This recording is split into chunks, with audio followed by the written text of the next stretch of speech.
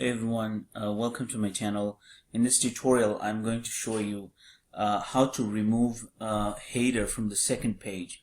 So we basically want the header in the first page, and the problem is you might have, once you put the header, it goes all the way to all the pages that you have. Here you see the header.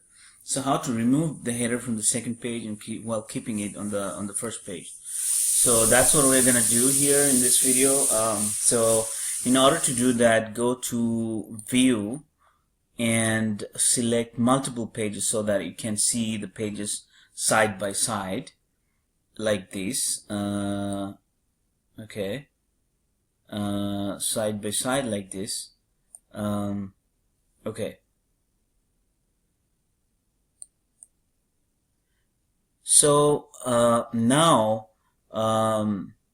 you go to double click here, and then under header and footer you have an option called different first page. So select that, and after selecting you see that the header from the first page is gone.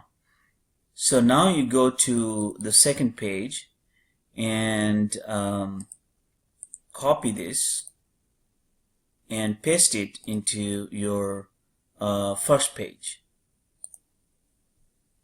Okay, and then select the header from the second page and enter backspace, and now the header from the second and third page, or if you have many other pages, it's all gone.